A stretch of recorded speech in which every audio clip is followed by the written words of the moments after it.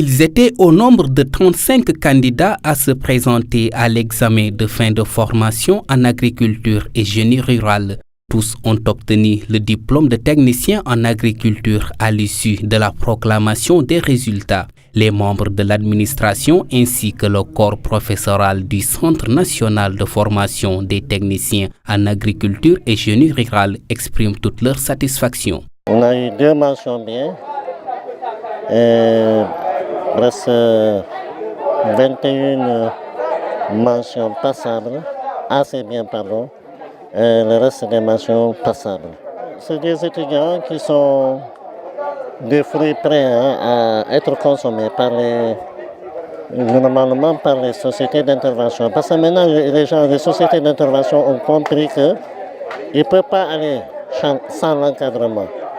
Déjà, il y a une demande, en causant avec le directeur, il m'a fait part qu'il y a une demande de la Sodefitex qui est là.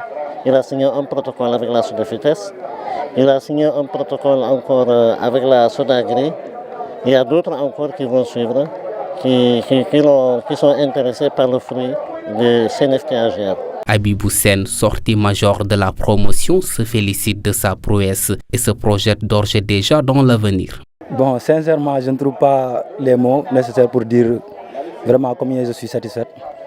Ça a été vraiment difficile, mais on est arrivé à terme avec de très bons résultats.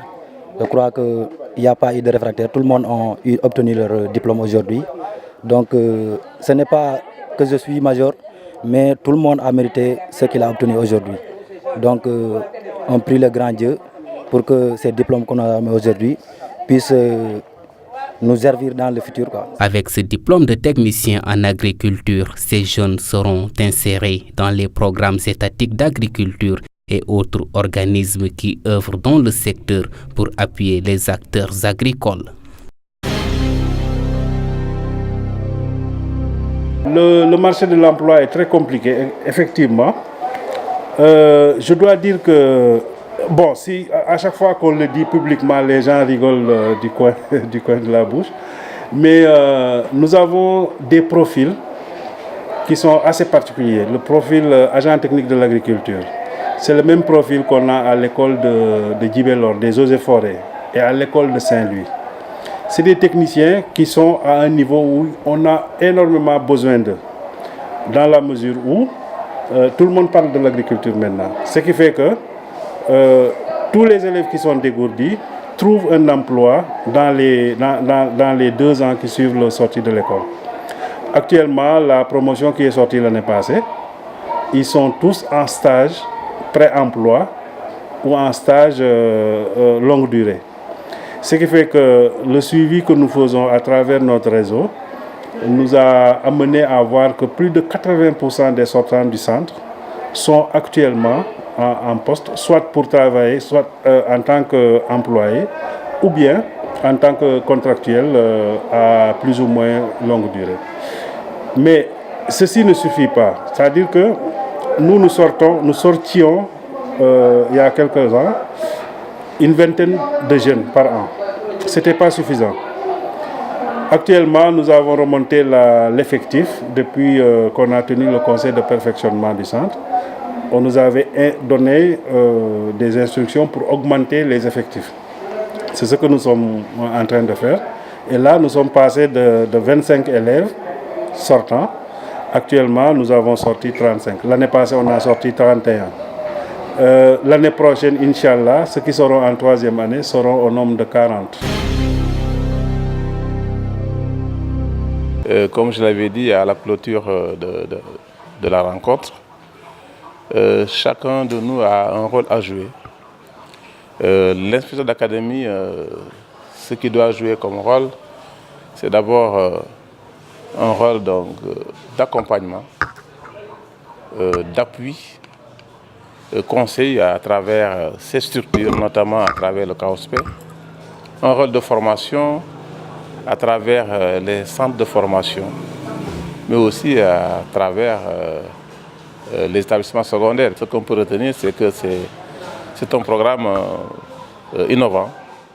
C'est un programme qu'il faut effectivement accompagner pour qu'il réussisse. Parce qu'en fait, c'est une vision des chefs de l'État donc au niveau de la base, des structures donc, qui sont chargées de mettre en œuvre ce programme doivent s'y mettre pour qu'au terme donc, des 2 ans, que ces ASP puissent avoir un métier. C'est le dernier acte de la Convention démocrate. Hillary Clinton sur scène, venue officiellement accepter l'investiture démocrate dans la course à la Maison-Blanche.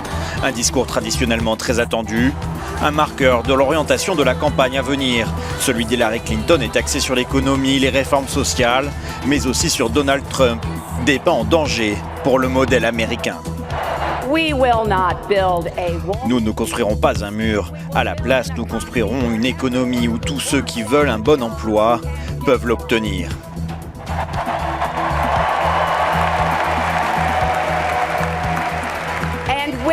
Et nous édifierons un chemin vers la citoyenneté pour des millions d'immigrants qui contribuent déjà à notre économie.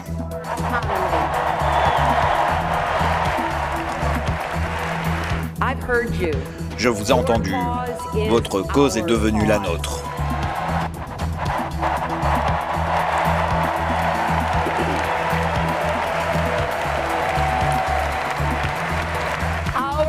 Notre pays a besoin de vos idées, de votre énergie et votre passion.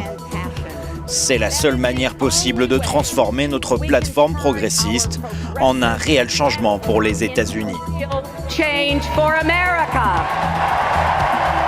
Un appel du pied très clair aux électeurs qui ont supporté Bernie Sanders durant les primaires.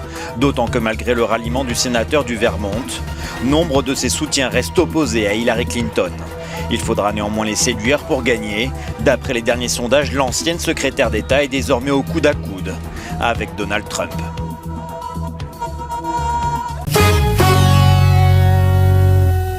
Le pape François en visite au camp d'Auschwitz en Pologne. Un déplacement ô combien symbolique pour le chef de l'Église catholique en ce lieu où plus d'1 million de personnes, essentiellement des Juifs, ont été exterminées durant la Seconde Guerre mondiale. Comme l'avait fait avant lui Jean-Paul II en 1979 et Benoît XVI en 2006, François a franchi le célèbre portail orné des mots « Arbeit macht frei », le travail rend libre, puis il a prié en silence.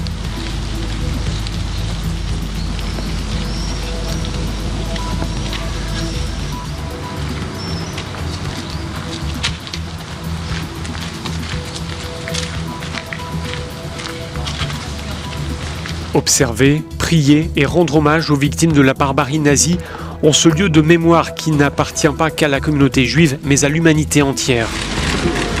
Accompagné de la chef du gouvernement polonais, Beata Szydło, le souverain pontife a salué des rescapés de ce camp de la mort. Une poignée de main, parfois une accolade, des gestes simples empreints d'émotion.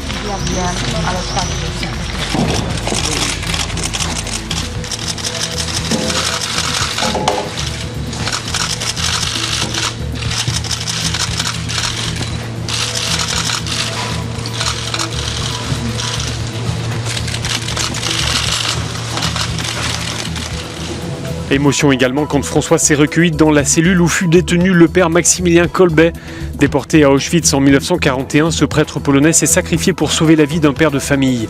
Exécuté par les nazis, il a ensuite été élevé au rang de saint dans l'Église catholique.